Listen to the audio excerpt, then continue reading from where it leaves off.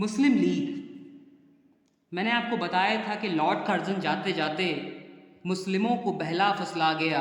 उसने गवर्नमेंट में ऊंचे पद पर उनको प्रमोशन दिया, हिंदुओं को नेग्लेक्ट किया, या फिर हिंदुओं को प्रमोशन दिया और मुस्लिमों को नेग्लेक्ट किया, और फिर कहीं कहीं मुस्लिमों को बहुत ज़्यादा उकसा दिया। तो इन लोगों ने सोचा कि हमको अब हमारा एक अलग देश चाहिए, क्योंकि अगर हम हिंदुस्तान का हिस्सा बन के रहेंगे तो हम हमेशा शोषित वर्ग या एक बैकवर्ड क्लास के रूप में लीड होंगे, हम अपना एक अलग देश बनाएंगे। तो फी से पेशावर, के से कराची, ए से एबटाबाद, नाम से PAK स्थान नाम का इन्होंने एक देश बनाना चाहा। और 1906 में इस चीज़ की शुरुआत हो गई थी, लेकिन इसका इतिहास सिर्फ 1906 से स्टार्ट नहीं हुआ था। 19वीं सदी के अंतिम के जो 25 वर्ष थे, उसमें सर सैयद अहमद खान ने एक ऐसी लीग, एक ऐसी टीम बनाने की प्लानिंग कर दी थी। जब 1857 का एक क्रांति होती है जिसको हम फर्स्ट फ्रीडम स्ट्रगल कहते हैं, उसमें sir Syed Ahmed Khan British service में एक सरकारी नौकर थे, एक कर्मचारी थे। उन्होंने ब्रिटिशर्स को इस बात के लिए मना लिया कि जो मुस्लिम्स होते हैं वो नॉट एंटी एडमिनिस्ट्रेशन हैं, वो आपके हितैषी हैं, वो चाहते हैं कि ब्रिटिश हम पर हुकूमत करे। इस घटना का उन्होंने फायदा लिया। सर सैयद अहमद खान को विदेश भेजा गया पढ़ाई करने के लिए 1869 में। ये वर्ष आपको याद आ रहा होगा, इस वर्ष कुछ हुआ है। ये ब्रिटिश के कल्चर से बहुत ज़्यादा ओत प्रोत थे। 1875 में जब ये अपने स्वदेश लौटते हैं तो Mohammedan Anglo oriental college Aligarh में ये एक यूनिवर्सिटी खोलते हैं। इसको अलीगढ़ मुस्लिम यूनिवर्सिटी भी बोलते हैं। इनका जो इंटेंशन था वो ये था कि ये भारतीय मुस्लिमों को विदेशी पद्धति से शिक्षित करना चाहते थे। एक अच्छा थॉट था ये, लेकिन बहुत ही जल्द ये जो यूनिवर्सिटीज़ थी, इसमें मुस्लिम्स जो थे वो इंग्लिश पीपल से बहुत ज़्यादा ओतप्रोत हो गए। वो जहाँ से पढ़ के निकलते थे वो ब्रिटिशर्स के बहुत बड़े सपोर्टर हो गए। इस कॉलेज के जो मेन और फर्स्ट प्रिंसिपल थे वो मिस्टर बीक को बनाए गए 1883 में, जो 1883 से 1899 तक इस कॉलेज के प्रिंसिपल रहे और अपनी पूरी ताकत लगा के उन्होंने हमारे भारतीय मुस्लिमों को राष्ट्रवाद की फीलिंग से बहुत दूर रखने का प्रयास किया। 1887 में जब कांग्रेस का कन्वेंशन होता है तो सर सैयद अहमद खान इस बात का अपोज करते हैं और अपना एक कॉन्फेडरेशन बनाते हैं, अपना एक संगठन बनाते हैं जिसका वो नाम रखते हैं मुस्लिम एजुकेशन कॉन्फ्रेंस। और वो अपोज करना चाहते हैं कांग्रेस के पैट्रियोटिक एसोसिएशन का। तो वहाँ से ही ये बीज बो दिया गया था जो मुस्लिम नेतागण जो जिनमें देश की भावना हो सकती थी वो मिस्टर बीक से ओतप्रोत होकर अपने रास्ते से डिट्रैक्ट हो गए और जो एक कम्युनलिज्म की भावना है उसका बीज वहाँ पे बो दिया गया।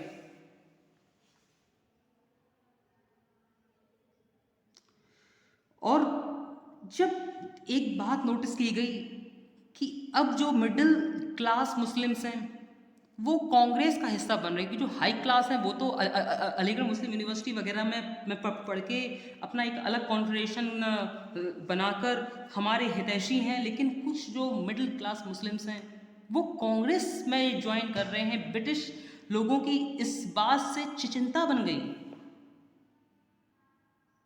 तो ब्रिटिश लोगों ने मुस्लिमों को समझाया कि कांग्रेस एक हिंदू संगठन है और मुस्लिमों को ये हिंदू संगठन ज्वाइन नहीं करना चाहिए क्योंकि इसमें आपका कोई भी हित नहीं छुपा। उनके बीच में फूट डाली गई हिंदू और मुस्लिमों के बीच में। 20वीं सदी की शुरुआत में लॉर्ड कर्जन ने मुस्लिमों में ये फीलिंग डाल दिया कि जो कांग्रेस है वो एंटी मुस्लिम है, वो मुस्लिमों को आगे बढ़ने नहीं देना चाहता। ब्रिटिश रूलर्स जो थे, जैसे मतलब जो ये वॉइस रॉय थे, जैसे कि आपके लॉर्ड कर्जन थे, उन्होंने जब बंगाल को 2 भागों में बांट दिया 1905 में, तब इस बात की बहुत ज़्यादा तह तक ये लोग पहुंच गए कि ब्रिटिश अब मुस्लिमों को और हिंदुओं को बांटना चाहते हैं। इसमें कई सारे क्रांतिकारियों का भी जन्म हुआ। ये बात हम देखते हैं, हम जानते हैं, हम आपको पढ़ा चुके हैं। 1906 में मॉर्ले मिंटो नाम का एक वॉइस रॉय इंडिया आया और एक मुस्लिम लीडर आगा खां से उन्होंने मुलाकात की और उनको थोड़ा इन्फ्लुएंस किया कि आप लोग भी कांग्रेस की ही तरह अपना एक संगठन बनाएं जो आप मुस्लिमों के लिए हितैषी रहे और आप हमारे लिए वफादार रहें। लॉर्ड मिंटो का ये थॉट आगा खां जी को बहुत अच्छा लगा। उनको लगा कि ऐसे में हम ब्रिटिश हुकूमत की भी बहुत ज़्यादा हेल्प ले सकते हैं। और 30 दिसंबर 1906 में ऑल इंडिया मुस्लिम लीग की स्थापना हो गई। ये डेट याद रखिएगा। और इसका कन्वेंशन 1907 में लखनऊ में हुआ और इसके साथ ही मुस्लिम लीग एक पॉलिटिकल संगठन बन गया। इसके प्रमुख लक्ष्य क्या थे? इसके प्रमुख लक्ष्य थे कि मुस्लिम लीग ब्रिटिश राज और हुकूमत के लिए हमेशा वफादार रहेगी और मुस्लिमों को भड़कने नहीं देगी, क्रांतिकारी नहीं बनने देगी। इनका जो दूसरा लक्ष्य था कि लोगों को इस बात का विश्वास दिलाया जाए कि जो ब्रिटिशर्स हैं वो मुस्लिम के इंटरेस्ट के लिए काम करते हैं और उनको पॉलिटिकल राइट्स देना चाहते हैं, सेपरेट इलेक्टोरेट्स देना चाहते हैं। और इसी तरह से इस बात का यकीन दिलाया गया कि आपको दूसरी कम्युनिटी के साथ भी अपने हितैषी भाव रखने हैं। तो ये सब मुस्लिम लीग के ऑब्जेक्टिव्स थे। ये आपको एग्जाम्स में आ सकते हैं। फिर development of communal politics. Morley Minto ने भारतीय एक कानून अधिनियम मतलब गवर्नमेंट ऑफ इंडिया एक्ट 1909 लाया। इसमें मिंटो वायसराय थे और मॉर्ले एक सचिव थे। उन्होंने मिलके गवर्नमेंट ऑफ इंडिया एक्ट 1909 में लाया। इनमें ये कम्युनल आधार पे, धर्म के आधार पे सेपरेट इलेक्टोरेट बनाना चाहते थे कि उस इलाकों में मुस्लिमों को सीट दी जाएगी जहाँ पे उनको आरक्षण दिया जाएगा, जहाँ पे मुस्लिमों की संख्या ज़्यादा है। तो ये धर्म के आधार पे सेपरेट इलेक्टोरेट्स बनाना चाहते थे, लेकिन कुछ वफादार हिंदुस्तानियों ने इसकी बहुत आलोचना की। 1912 से लेकर 1924 के बीच में इसी तरह मुस्लिम लीग में नेशनलिस्ट मुस्लिम जो था वो बढ़ता रहा। लेकिन एक नेशनलिस्ट मुस्लिम थे, एक राष्ट्रवादी मुस्लिम थे जिनका नाम मौलाना अब्दुल कलाम आज़ाद था, जो भारत के शिक्षा मंत्री भी बने। उसी तरह से हाकिम अजमल खान, मोहम्मद अली जिन्ना जो थे वो धीरे धीरे मुस्लिम लीग के कन्वेंशंस देखा करते थे। 1916 में जब कांग्रेस ने अपने कन्वेंशन में देखा कि मुस्लिम लीग तो इसी तरह से अपना अलग थलग अपना काम कर रही है और सेपरेट इलेक्टोरेट चाह रही है, तो इन्होंने भी कम्युनल इलेक्शन सिस्टम के लिए हाँ बोल दी। और कांग्रेस में कम्युनिज्म ना फैले, इसके लिए कांग्रेस ने ये बात की दलील रखी कि ठीक है, अगर वहाँ से मुस्लिम सीट है तो हम भी अपना एक मुस्लिम रिप्रेजेंटेटिव खड़ा कर देंगे। मौलाना अब्दुल कलाम आज़ाद को ये बात बहुत अच्छी लगी थी, तो वो कांग्रेस की तरफ से खड़े हुए। इस बात का विरोध मोहम्मद अली जिन्ना, हाकिम अजमल खान जी ने बहुत किया। उन्होंने देखा कि ये क्या है, ठीक है, आप ऐसा नहीं कर सकते, आपको अगर खड़ा करना है तो आप हिंदुओं को करिए, हम मुस्लिमों को, हम मतलब मुस्लिम लीग से ही खड़ा रहने दीजिए, आप तो मतलब वोट बांटना चाहते हैं।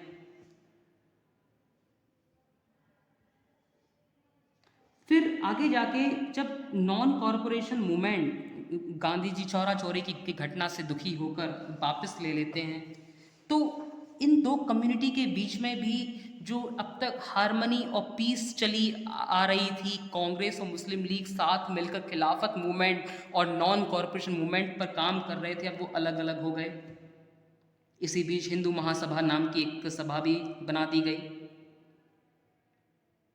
मुस्लिम्स ने अपना एक मूवमेंट, एक आंदोलन छेड़ा, जिसमें वो पूरे देश भर के मुस्लिमों को इकट्ठा करना चाहते थे, उनको ऑर्गेनाइज करना चाहते थे। उसी समय तबलीगी नाम के एक संगठन की भी स्थापना हुई, और वो लोग भी हर वर्ष कहीं ना कहीं इकट्ठा होते थे। अभी आप लोगों ने तबलीगी जमात के बारे में सुना होगा। लाला लाजपत राय, मदन मोहन मालवीय, ऐसे कुछ लीडर्स थे जो कि हिंदू महासभा से जुड़े हुए थे। आप मदन मोहन मालवीय का नाम बनारस हिंदू विश्वविद्यालय की स्थापना में भी सुनेंगे। केशवराव बलिराम हेडगेवर ने उस समय राष्ट्रीय स्वयंसेवक, जिनको आज के समय में हम आरएसएस नाम दे के रखे हुए हैं, उसकी स्थापना करी। 1927 में कांग्रेस और मुस्लिम लीग ने हिंदू मुस्लिम की एकता पर चिंतन करने के लिए एक सभा बुलाई, और इस मीटिंग में आपसी जो डिफरेंसेस थे उसे ख़त्म करने का प्रयास किया। लीग की तरफ से जो मतलब मेन लीडर थे जिन्ना, वो किसी बात से नाराज होकर लंदन चले गए। लेकिन जब मुस्लिम लीग के एक प्रमुख लीडर की जब डेथ होती है, तो फिर जिन्ना लौट के आते हैं और वो मुस्लिम लीग के नए लीडर बनते हैं।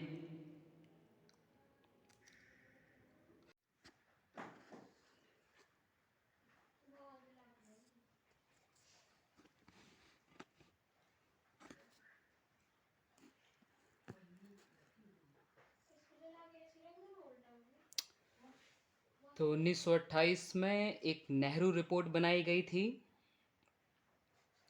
तो जिन्ना के द्वारा जो नेहरू रिपोर्ट बनाई गई थी, उसमें ऐसा कहा गया कि ये रिपोर्ट जवाहरलाल नेहरू ने हिंदुओं के इंटरेस्ट के लिए ही बनाई है, इसका मुस्लिमों से कोई वास्ता नहीं है।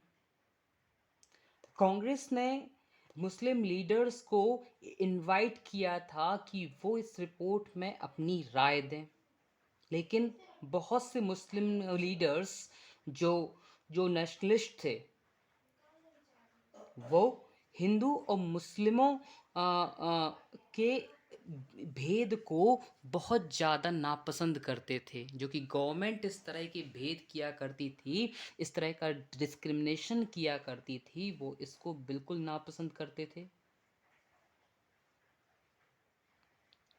16 अगस्त 1932 में ब्रिटिश प्रधानमंत्री मैकडोनाल्ड ने कम्युनल आधार पे एक पंचायत सिस्टम निकाला। इसमें उन्होंने बात की कि हम सेपरेट इलेक्टोरेट लाएंगे बेस्ड ऑन रिलीजन्स। उन्होंने हिंदू मुस्लिम की एकता को नुकसान पहुंचाना चाहा था।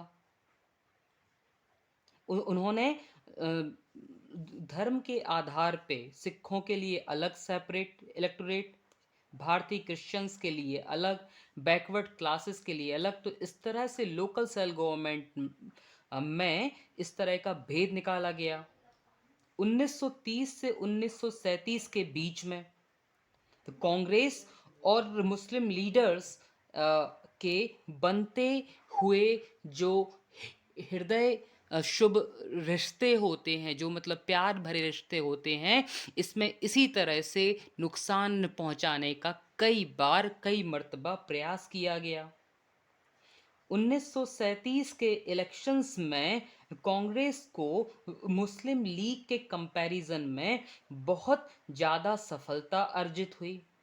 इस बात से नाराज होकर जिन्ना की मुस्लिम लीग में एक रोष की भावना आ गई कि हम इस देश में तो कभी जीत ही नहीं सकते, क्योंकि इस देश में हिंदू बाहुल्य है। इस वजह से अब हमें निश्चित ही एक एक अलग देश की आवश्यकता है। और इस बात से नाराज होकर मुस्लिम लीग और कांग्रेस में बहुत बड़ा डिफरेंस बीच में आ गया। कांग्रेस जिन्ना के इस रवैये, इस जिद्दी रवैये के सामने बिल्कुल ही हेल्पलेस सी लगती थी। जहां एक और कांग्रेस का मानना था कि हमको एक देश को एकीकृत रह के एक बड़ा देश बना के रखना है, तो वहीं जिन्ना का मानना था कि नहीं, हमें एक अलग देश चाहिए। फिर ऐसा करके थक हार के कांग्रेस ने फाइनली जिन्ना की बात मान ली। उन्होंने बोला कि ठीक है, अगर आज़ाद ही होना है तो फिर धर्म के आधार पर आज़ाद हुए जा रहे, पहले आज़ाद तो हो जाएं। तो जो इनकी प्राथमिकता थी कांग्रेसियों की, वो आज़ाद होना थी। और मुस्लिम लीग की जो प्राथमिकता थी, एक मुस्लिम मुल्क, एक एक मुस्लिम बाहुल्य मुल्क बनाने की थी। वो उसी बेस पर आज़ाद होना चाहते थे। तो वो जानबूझकर बार बार ऐसी सभाएं करते थे या एक कॉन्फ्रेंस करते थे और अंग्रेज़ों से मुलाकातें किया करते थे कि हमें बार बार अलग देश दो। अंग्रेज़ों को भी ये बात समझ में ना आ रही थी, और आएगी भी कैसे, क्योंकि ये बीज तो उन्हीं के द्वारा 1906 में, और जब 1875 में सर सैयद अहमद खान लौट के आए थे, जब अंग्रेज़ों ने ही ये बीज बोया था। मैं इनके बारे में आपको बता चुका हूँ। 3 सितंबर 1939 में जब सेकेंड वर्ल्ड वॉर स्टार्ट होता है, तो ब्रिटिश गवर्नमेंट कांग्रेस कैबिनेट से मुलाकात करती है। वो चाह रही थी कि कांग्रेस कैबिनेट भारतीय नागरिकों से बात करे और जो भारतीय सोल्जर्स हैं उनसे बात करे, और खुशी खुशी उनको सेकेंड वर्ल्ड वॉर में ब्रिटेन की तरफ से लड़ने भेज दे।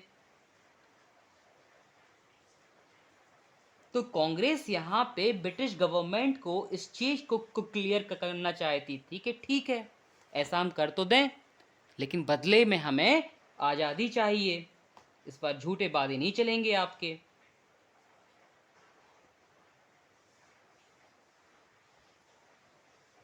When the British did not clarify their stand on these issues, the Congress cabinet of Minister of the Eight resigned.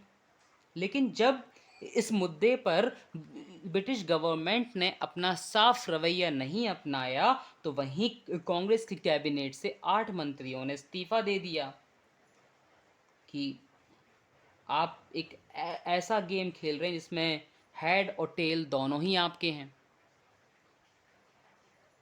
लेकिन जिन्ना इस बात से बहुत खुश थे, क्योंकि उन्होंने इसी बात पर खुश होकर 22 दिसंबर 1939 को लिबरेशन डे मनाया। बताइए उनका ये रवैया कहाँ से सही था। Demand for Pakistan by the league, इस पर वैसे तो हम आपके सामने बात कर चुके हैं कि यहाँ जो इलेक्शंस होते हैं उसमें जब मुस्लिम लीग हार जाती है, तो वो एक अलग देश की मांग को पे अब कुछ ज़्यादा ही जोर देने लगती है। तो क्योंकि वो इस देश में तो नहीं जीत सकती थी, क्योंकि उनकी आइडियोलॉजी वैसी थी कि यहाँ के भारतीय मुसलमान भी उनको वोट नहीं देते थे। idea of separate nation Pakistan did not occur to the Muslim leaders abruptly. It gradually developed in their minds. बिल्कुल सर सैयद अहमद खान के टाइम से ही इस तरह के एक अलग मुल्क का जो बीज था उनके दिमाग में आया था। तो ये अचानक से एब्रप्टली यानी अचानक से आया गया कोई निर्णय नहीं था कि इनको एक अलग देश चाहिए, बल्कि इलाहाबाद का जो कन्वेंशन था जो कि 1930 में हुआ था, इसमें डॉक्टर मोहम्मद इकबाल ने पाकिस्तान के फॉर्मेशन पर बात की थी। एक्चुअली क्या होता है कि PAKIS से अलग अलग जगह के नाम बनते हैं। K for Karachi, A for Abbottabad, P for Pakhtun और पेशावर, और IS से कुछ और बनता है, तो उसका स्थान इट्स कॉल्ड पाकिस्तान। इस तरह का ये आपको न्यूज़ में मिल जाएगा कि जब पाकिस्तान वर्ड क्वाइन हुआ था तो उसका क्या मीनिंग था, क्यों ये नाम रखना चाहते थे। वो तो एक इत्तेफाक था कि पाक पवित्र जगह का स्थान, इट्स पाकिस्तान। ठीक है, आप स्टडी IQ में कुछ वीडियोस हैं उनको देख सकते हैं जिसमें पाकिस्तान की हिस्ट्री के बारे में बताया है, वहाँ आपको यह चीज़ बहुत अच्छे से मिल जाएगी।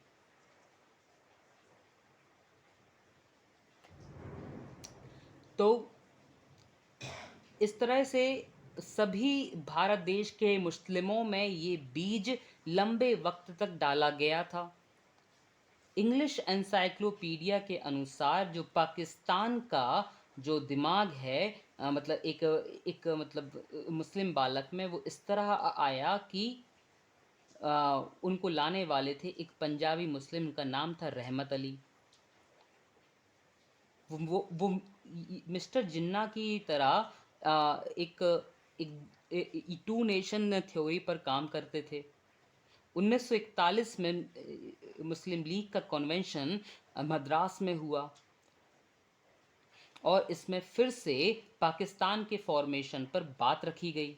1942 में जब भारत देश को आज़ादी की मतलब पहल करने के लिए क्रिप्स मिशन, जो कि मतलब विलियम क्रिप्स के नेतृत्व में इंडिया में आया था, तो वहाँ फिर से पाकिस्तान नाम के एक अलग देश की बात रखी गई थी। और यहाँ पे भी कांग्रेस ने मुस्लिम लीग को मनाने का बहुत प्रयास किया था कि हम सबको एक रहना है, हिंदू मुस्लिम एकता को एक बना के रखना है, एक मजबूत देश के रूप में, एक यूनिफाइड कंट्री के रूप में हमें रहना है। लेकिन फिर से यहाँ पे जो मोहम्मद अली जिन्ना थे, उनका जो नेचर था यहाँ पे बहुत ही ज़्यादा ऑप्शनेट था। वो अपनी बात में अडिग थे कि नहीं, हमें एक अलग देश चाहिए। लो भाई, हो गया अलग देश Pakistan. Partition of India, second world war के टाइम पे कांग्रेस ब्रिटिश रूल के साथ मिलजुल के अपनी बात रख रही थी।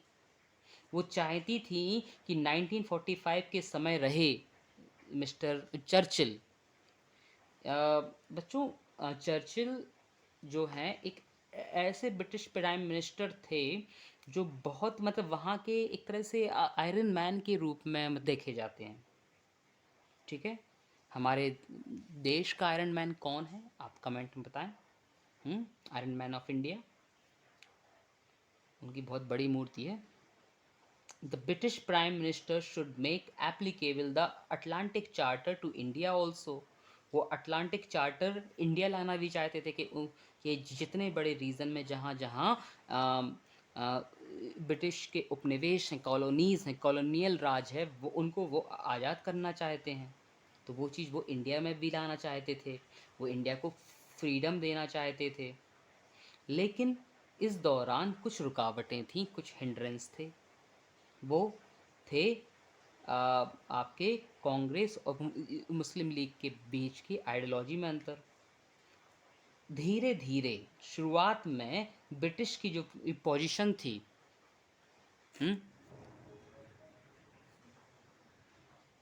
ब्रिटिश की जो पोजीशन थी वो वॉर में अच्छी नहीं थी। लेकिन जब पाकिस्तान ने हारना शुरू किया तो धीरे धीरे ब्रिटेन की जो वो थी क्या पोजीशन, वो स्ट्रांग होती गई। और इसी तरह से जो मैं आपको ये बताया था, मतलब विलियम स्टैफोर्ड क्रिप्स मिशन, वो इंडिया आया था। ठीक है, तो क्रिप्स मिशन क्या था? ये mission sir William Stafford Cripps के नेतृत्व में 22 मार्च 1942 को, आप डेट याद रख सकते हो, 23 मार्च से, है ना, भगत सिंह को यहाँ पे फांसी दी गई थी, है ना, आप उससे याद रख सकते हो। चलो, तो 22 मार्च 1942 को ये इंडिया आया था और कई सारी पॉलिटिकल पार्टी ने इस पर पूरा विचार विमर्श करके कुछ प्रपोजल सामने रखे थे कि आफ्टर द वॉर, अभी 1942 का टाइम है, आफ्टर द वॉर, और अगस्त के टाइम पे वो लॉन्च हुआ था आपका वो भारत छोड़ो आंदोलन। ठीक है, आइए देखते हैं एक बार फिर से, भारत छोड़ो आंदोलन कब लागू हुआ था भैया? क्विट इंडिया मूवमेंट 9 अगस्त, देख रहे हो? तो अभी क्विक क्विट इंडिया मूवमेंट भी लागू नहीं हुआ है। ठीक है, तो इस तरह के डिस्कशन करे, प्रपोजल सामने रखे, इसका मतलब है कि क्रिप्स मिशन फेल हो जाएगा, तभी तो भारत छोड़ो आंदोलन आएगा, है ना।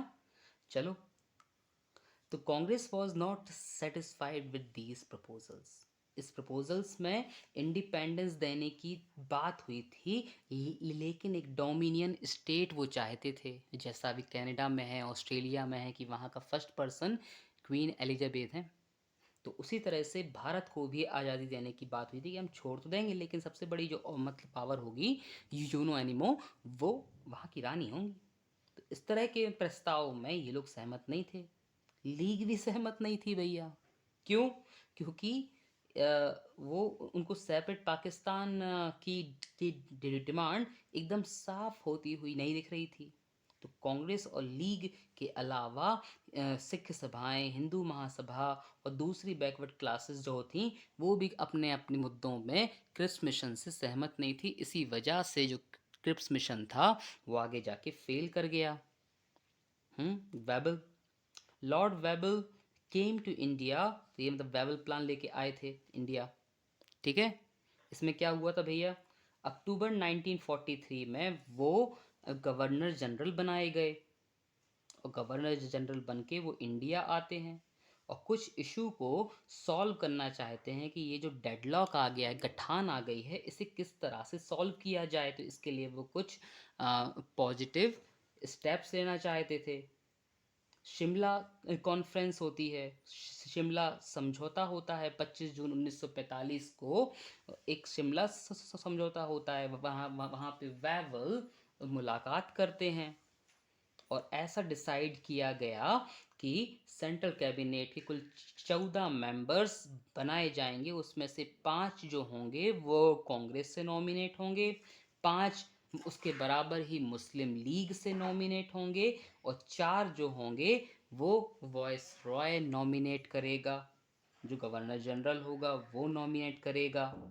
तो वॉइस रॉय ने कांग्रेस से रिक्वेस्ट की कि आप अपने कुछ नाम दीजिए, 18 से 12 नाम दीजिए।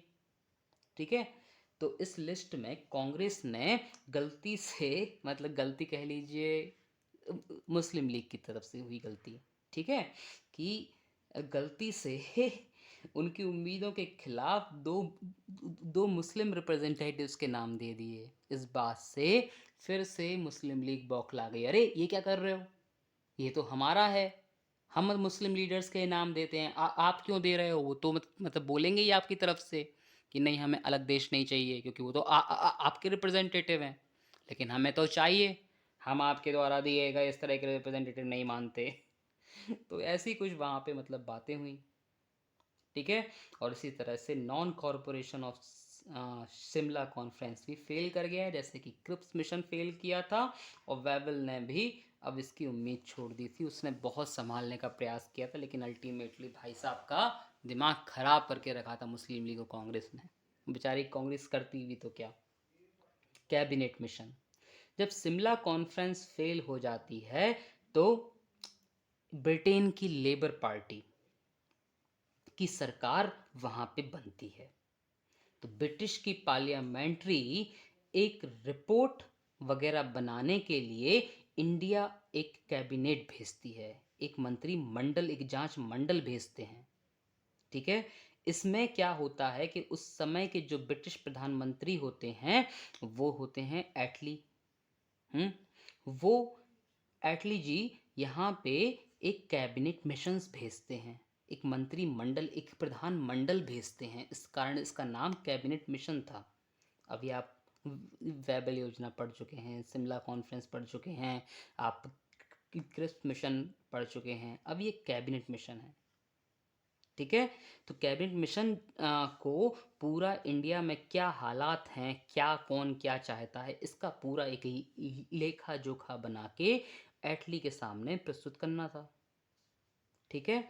और इन्होंने ही भारत में आके बोला कि ठीक है, हम आपको आज़ाद कर देते हैं, है ना, आप अपना एक कॉन्स्टिट्यूशन बना लीजिए, एक इंटरिम गवर्नमेंट बना लीजिए। कांग्रेस को ये प्रस्ताव बड़ा पसंद आया।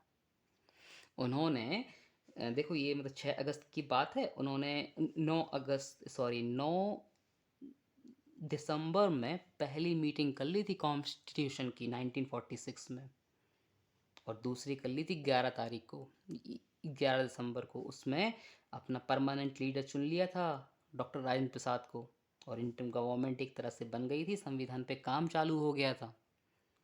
पाकिस्तान का कॉन्स्टिट्यूशन 1956 में जाके बना है, आज़ाद होने के 8-9 साल बाद। अपना तो कब बन गया था, 3 साल में, बल्कि 3 साल भी नहीं, 2 साल 11 महीने 18 दिन, मैंने सिखाया है 2 11 18, है ना। तो ये चीज़ आप लोग अपने दिमाग में रख सकते हो। 6 अगस्त 1946 को वाइस रॉय की रिक्वेस्ट पे ऑल इंडिया कांग्रेस के प्रेसिडेंट डॉक्टर पंडित जवाहरलाल नेहरू, है ना, इंटरिम गवर्नमेंट बनाने का प्रस्ताव रखते हैं। इसी समय लीग भी डिसाइड करती है कि 16 अगस्त 1946 को वो फिर से पुनः पाकिस्तान की डिमांड रखती है। अभी आज़ाद होने में 1 साल बाकी है दोस्तों, 1 साल में 2 दिन कम, पाकिस्तान हो गया 14 अगस्त को आज़ाद 1947 को। तो लीग की इस ऑब्स्टिनेसी के कारण और भड़के हुए कुछ दंगे जो समय चल रहे थे, फिर से अब finally Jawaharlal Nehru interim government की शपथ लेते हैं 2 सितंबर 1946 को। अभी आप कई सारे कू मत पढ़ेंगे, तख्ता पलट वगैरह, तो वहाँ जैसी तानाशाह ख़त्म होता है, वहाँ सबसे पहले इंटरिम गवर्नमेंट बनती है। ठीक है। अब बेचारे आप लोगों के समय तो कोई अभी कू हो नहीं रहा है, अभी वैसे हुआ है म्यांमार में। लीग ने इंटरिम गवर्नमेंट को ज्वाइन करने से मना कर दिया, वो यहाँ पे ज्वाइन नहीं हुई। यहाँ तक कि कुछ रिप्रेजेंटेटिव चुने गए थे कि वो कॉन्स्टिट्यूशन की रिप्रेजेंटेटिव पार्टी का हिस्सा बनेंगे, उन्होंने भी वहाँ जाने से मना कर दिया। और जब ये इंटरिम गवर्नमेंट बनता देख के, संविधान बनने की प्रथा देखते हुए लॉर्ड एटली जो कि ब्रिटिश प्राइम मिनिस्टर थे, उन्होंने बोला कि अब हम फाइनली भारत छोड़ देंगे। ठीक है। आइए अब देखते हैं माउंटबेटन प्लान। 23 मार्च 1947 को लॉर्ड माउंटबेटन भारत के नए गवर्नर जनरल बनते हैं। लॉर्ड वेबल की जगह ये आते हैं। 23 मार्च डेट याद रख सकते हो, है ना।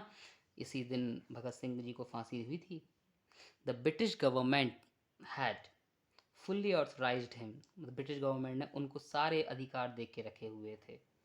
आप लॉर्ड माउंटबेटन के बारे में पढ़िएगा, बहुत इंटरेस्टिंग पर्सन है, जवाहरलाल नेहरू जी के साथ बड़ा ही अच्छा रिश्ता है इनका।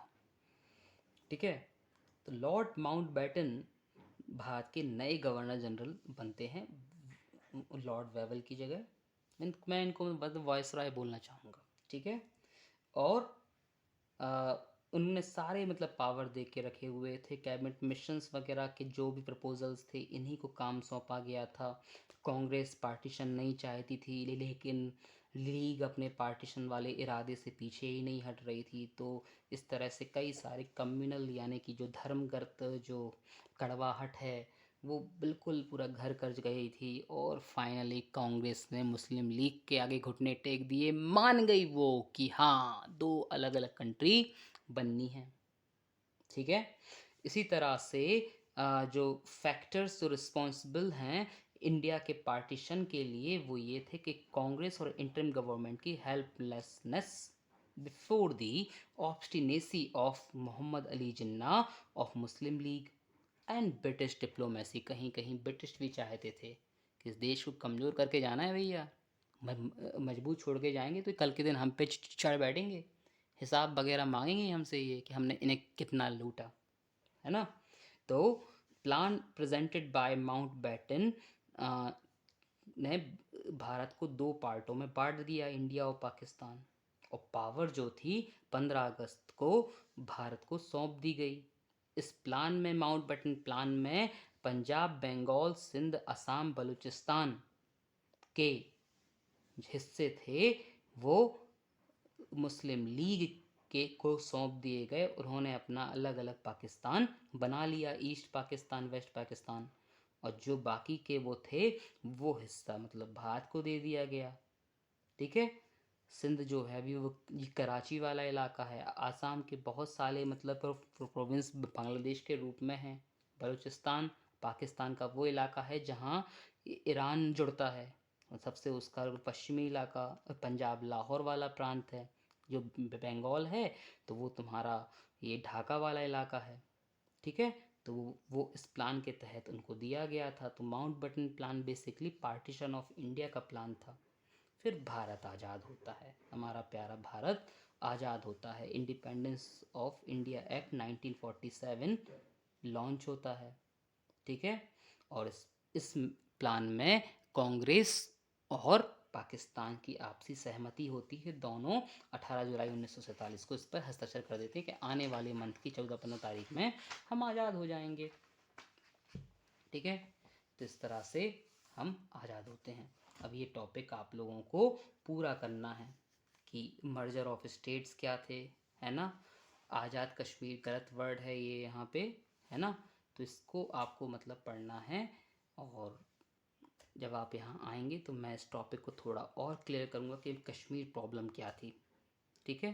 तो इस तरह से आपका चैप्टर पूरा होता है।